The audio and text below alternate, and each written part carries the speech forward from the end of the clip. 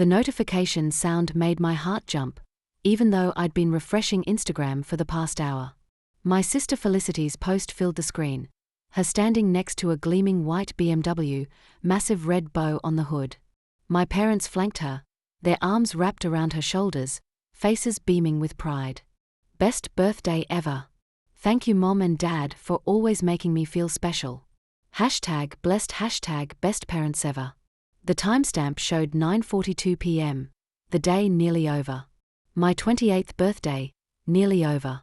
The 5th consecutive one they'd forgotten. I zoomed in on their faces, searching for any hint of recognition, any flicker of guilt. There was none. Just pure joy as they celebrated her while I sat alone in my apartment, takeout container cold beside me, waiting for a call that would never come. The realization hit me with physical force. I wasn't just forgotten. I was erased. Invisible in my own family. My hands shook as I opened my contacts, scrolled to Mom, then Dad, then Felicity. With 3 deliberate taps, I blocked them all. Then I deleted our family chat, removed myself from shared photo albums, and unfollowed every account connected to them. 5 years of silent birthdays. 5 years of maybe next time. 5 years of hoping they'd notice me faded into perfect, deliberate silence. 2 days later, my doorbell rang at 7:13 a.m. Through the peephole, I saw my mother, mascara streaked down her cheeks, hands trembling as she clutched her phone. "Natalie, please," she sobbed when I opened the door. "We are family." Family. The word tasted bitter. Family remembers birthdays, I said, my voice steadier than I expected. Family knows their daughter exists. Family doesn't need Instagram to notice me.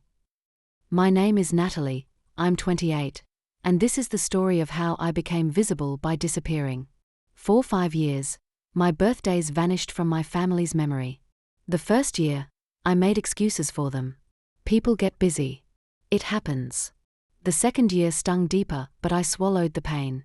By the third, I recognized the pattern forming. By the fourth, I stopped expecting anything. But hope is a persistent weed, it grows where it shouldn't. So for my 28th, I dropped hints at the September family dinner. My birthday's coming up next month, I'd mentioned casually as we passed dishes around. Mom had smiled vaguely, her attention locked on Felicity's story about influencer drama. "That's nice, dear," she'd murmured, spooning more mashed potatoes onto my sister's plate. I'd moved out at 18, supporting myself through community college with waitressing tips. 2 jobs, sometimes 3. Every textbook, every credit hour paid for with my own money. Meanwhile, Felicity floated through life on the cushion of our parents' support. 4 major changes, 6 years to graduate, all funded without question.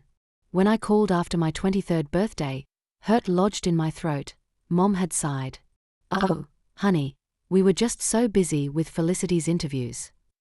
Like my existence was background static they could tune out.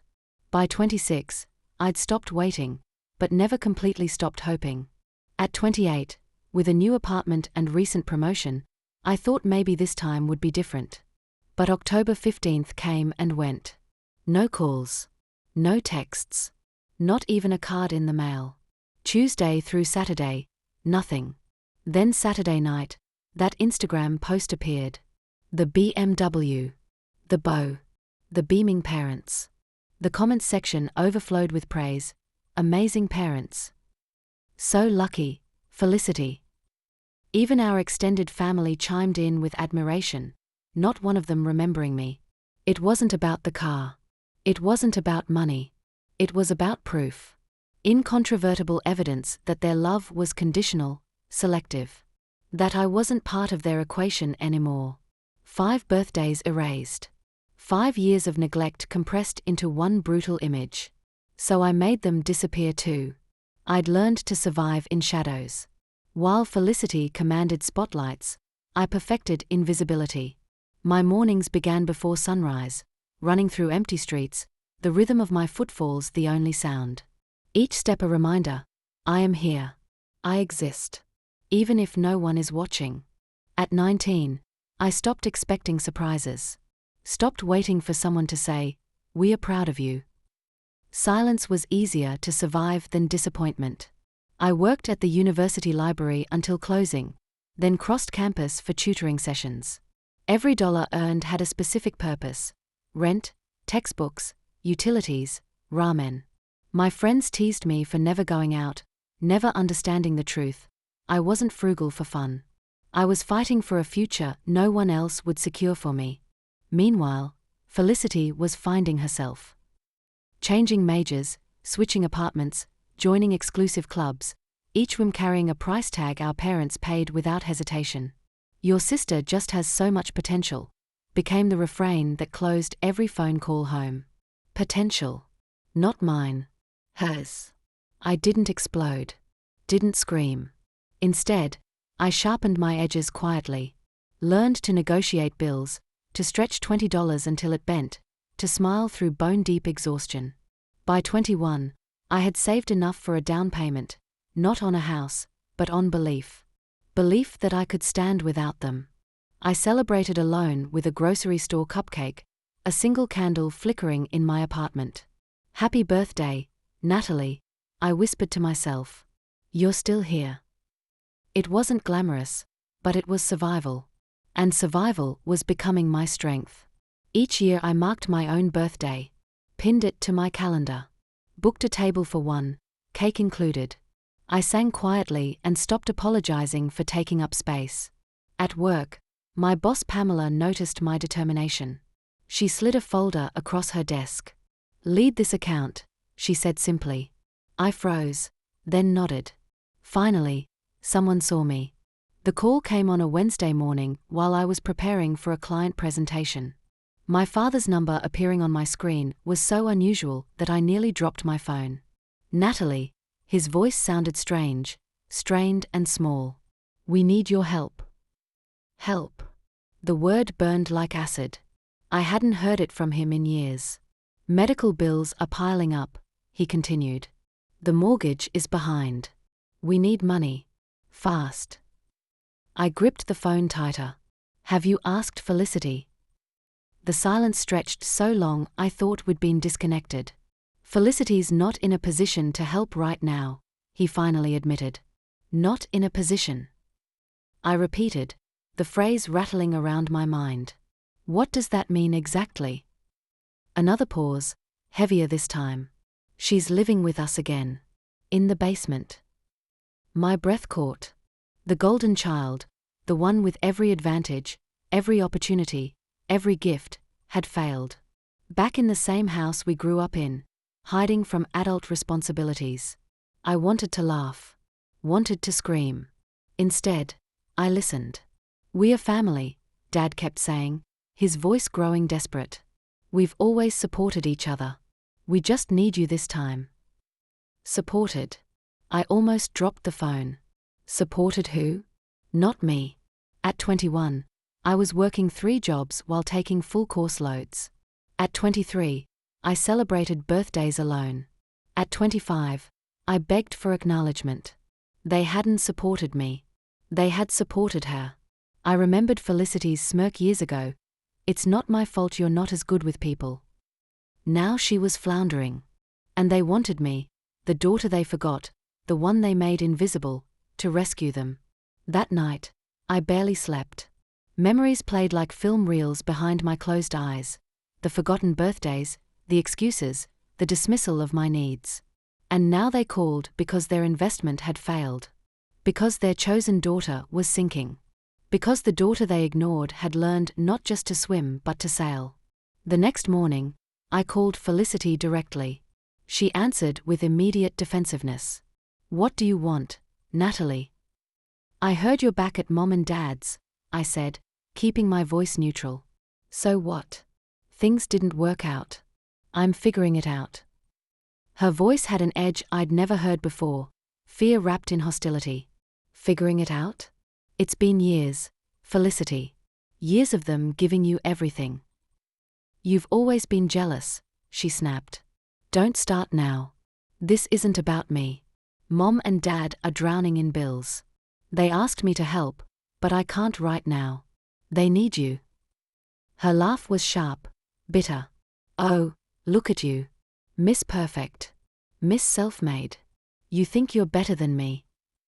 I think I'm the one paying for my own life, I replied evenly, while you've been handed everything and still failed. The silence between us crackled with tension. I don't need your lecture, she finally hissed. Maybe not. But you need reality. And I'm not going to cushion it anymore. I hung up before she could spit another excuse. For the first time, I felt the balance shift. Not in her favor, not in theirs, in mine. Because the truth was undeniable now. They'd chosen her. They'd bet everything on her. And now the bet had collapsed, leaving me the only daughter still standing. The calls continued. Voicemails. Texts. Even emails to my work account. Natalie, please. We are desperate. Family takes care of family. Just a small loan to get us through. Family. That word had lost its meaning years ago. Finally, I answered. Mom's voice cracked through the line. Sweetheart, we know we weren't perfect parents, but this is serious. We need you. I let the silence stretch between us, filling with all the words I'd swallowed for years. Do you remember my last birthday? I asked finally. She hesitated. Oh, honey, that's not. Answer me. Do you remember the date? Nothing. Just air. October 15th, I said coldly. 5 in a row. You forgot all of them. Her breath caught. Natalie, please don't bring up the past now. The past is why we are here, I said. You poured everything into Felicity. Every dollar, every ounce of attention, every bit of pride. You made it clear I wasn't worth the investment. Mom started crying. Dad grabbed the phone. Enough, he barked. We admit we made mistakes, but you can't punish us forever. Punish. The word sliced through me. I'm not punishing you, I said, my voice steady. I'm protecting myself. I reminded them of the BMW, of Felicity's lavish graduation party, of the vacations, the gifts, the endless excuses while I worked multiple jobs and ate ramen in silence. You called me independent, I said. You told everyone I could handle disappointment. But the truth is, you used me as the child you could neglect because Felicity required attention and money and endless patience. Dad tried to interrupt. You're twisting this. No, I snapped.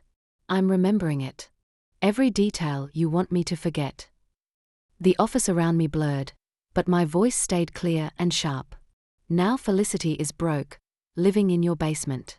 And you want me to save the family that never included me. They didn't speak. I pressed harder. Where was family when I cried alone on my birthdays? Where was family when I begged for recognition?